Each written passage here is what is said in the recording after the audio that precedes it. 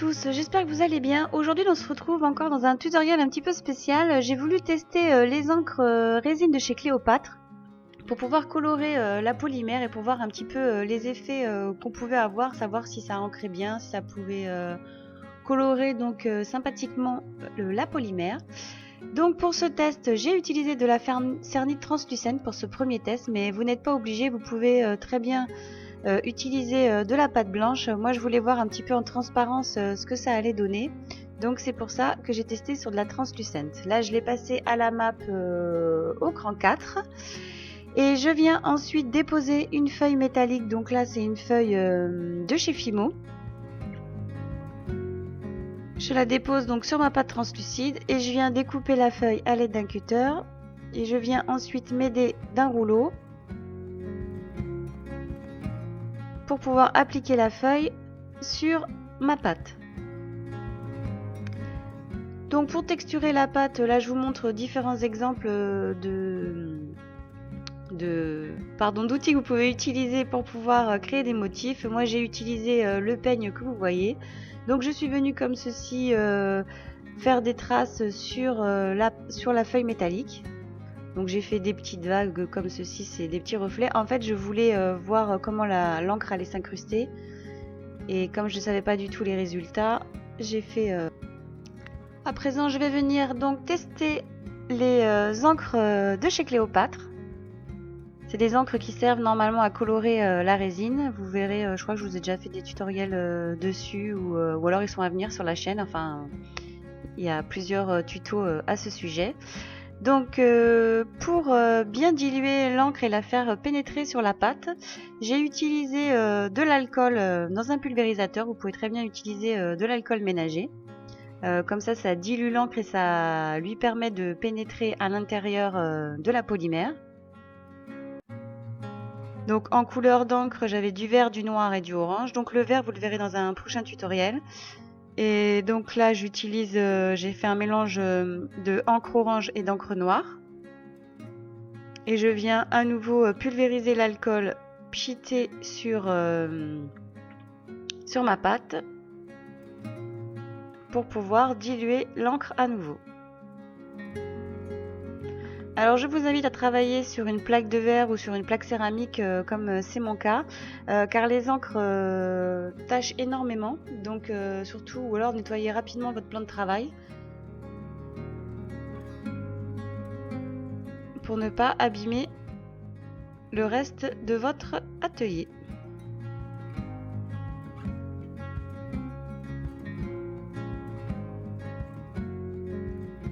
Une fois que j'ai pulvérisé l'encre à alcool, je viens passer un tout petit peu le sèche-cheveux sur ma plaque. C'est tout simplement pour faire sécher un petit peu l'encre.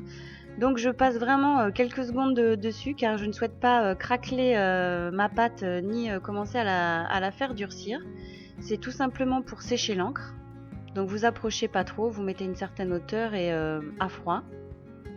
Ou sinon aussi vous pouvez utiliser un petit papier comme ceci, un petit papier absorbant pour pouvoir absorber le surplus d'encre, ou sinon tout simplement vous laissez sécher votre plaque à l'air libre avant de pouvoir la retravailler.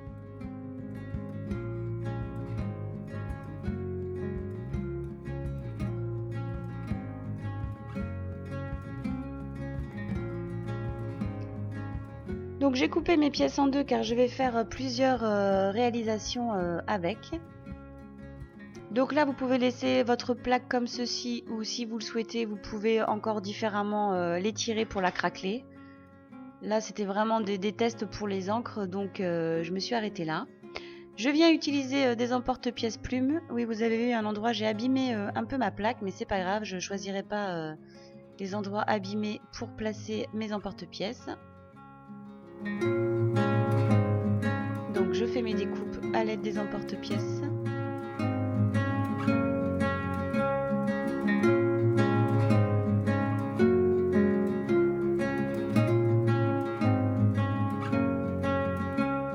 Avec les restes de pâte, je vais faire un petit mélange pour pouvoir former un cabochon et une petite perle. Voilà, dans la polymère, rien ne se perd, donc autant récupérer les morceaux de pâte, là comme je ne savais pas trop quoi en faire. Donc j'ai frit tous les morceaux de pâte, j'ai fait une petite boule que j'ai torsadée.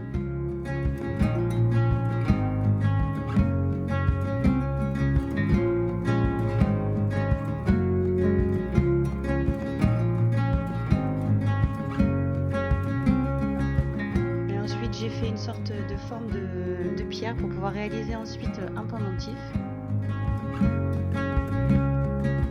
Soit vous pouvez comme ça le modeler à la main pour lui donner la forme que vous souhaitez tout simplement, ou sinon vous pouvez aussi vous aider d'un emporte-pièce. Donc là, pour faire l'effet bombé, plutôt que de prendre du papier film transparent, moi j'utilise généralement les bouts de mes gants en latex.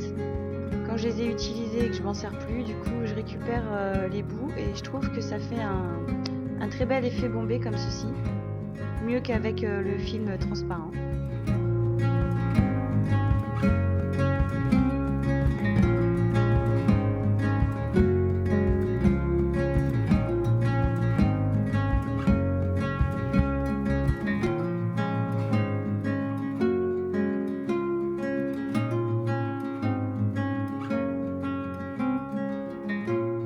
Et avec les restes, je viens faire une petite perle qui me servira à monter cette petite pièce en pendentif.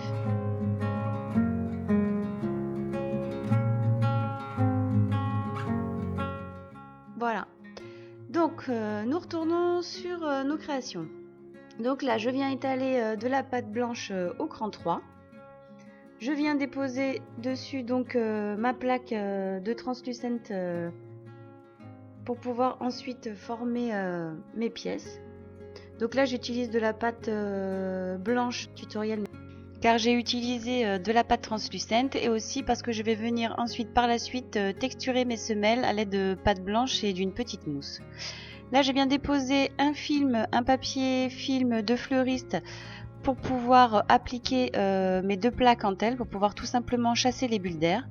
Donc vous pouvez très bien le faire au rouleau. Là j'utilise une petite plaque de plexi pour bien joindre mes deux pattes entre elles. Et là je viens former à l'aide d'un emporte-pièce une pièce que vous verrez dans un prochain tutoriel avec lequel j'ai décoré avec une technique avec du Pearlex.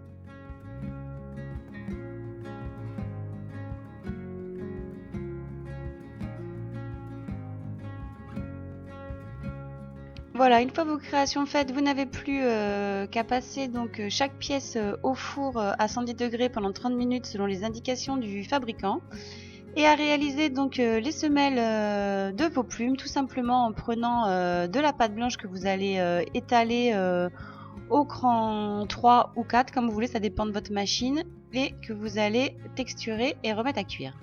On va passer à présent au montage du bijou. Donc là, je vais un mandrin libre pour pouvoir percer mes pièces.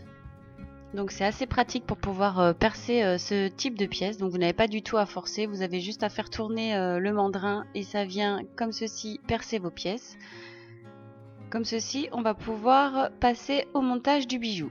Donc pour ce bijou, vous aurez besoin de petites perles blanches, de petits espaceurs, enfin ça c'est selon vos goûts, du fil câblé, il vous faudra 2 perles à écraser, pince coupante, pince plate, pince à bourron, des anneaux et un fermoir mousqueton.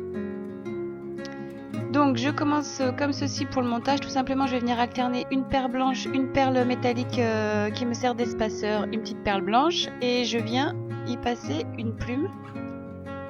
Et ensuite je recommence comme ceci de chaque côté des plumes jusqu'à terminer mon fil câblé.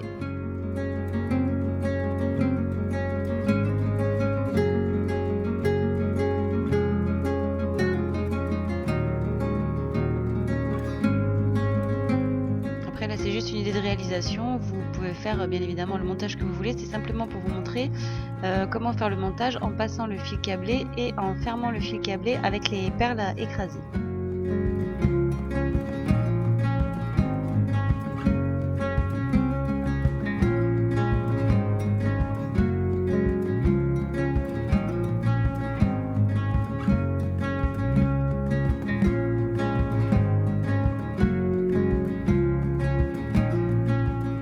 Une fois que vous avez fait votre montage, on va venir donc terminer le montage tout simplement avec une perle à écraser qu'on va venir insérer sur le fil câblé. Donc il y a deux petites manières de faire selon si vous avez l'habitude ou pas. Donc on vient passer la perle à écraser sur le fil câblé. Ensuite, à l'aide d'une pince à bourron, on va venir comme ceci former une boucle. Et on va venir passer le fil câblé dans la perle pour pouvoir le coincer et ensuite écraser notre perle pour pouvoir bloquer notre fil. Donc là je vous montre la méthode tout simplement avec les doigts.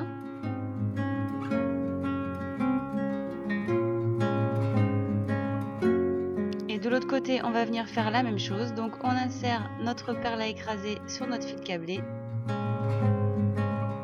On va venir ici bloquer donc notre montage et nos perles, donc je viens couper à peu près un bon pouce de ma dernière perle et avec la pince à bourron je vais venir attraper l'extrémité de mon fil et le placer tout simplement à l'intérieur de la perle à écraser. Ensuite vous écrasez votre perle toujours pour bloquer votre fil.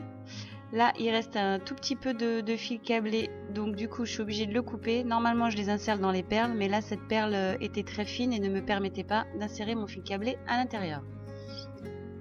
Ensuite tout simplement pour terminer le bijou, on va venir monter une chaîne, une petite chaînette. Donc on vient passer un anneau de chaque côté dans les boucles. On vient refermer avec la pince plate. On ouvre notre anneau, on passe la chaîne, on referme.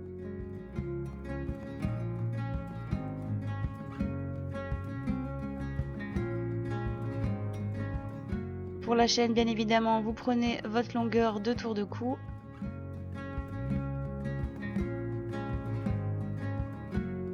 Ensuite, on va venir prendre le milieu de notre chaîne et on va venir couper notre chaînette pour pouvoir y passer notre fermoir.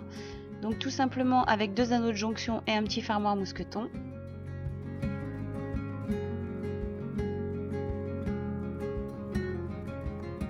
Vous ouvrez votre anneau, vous passez votre fermoir mousqueton, vous le passez dans la chaîne, vous refermez. Ensuite vous faites la même chose de l'autre côté, vous passez votre petit anneau, vous fermez et voilà, votre bijou est terminé.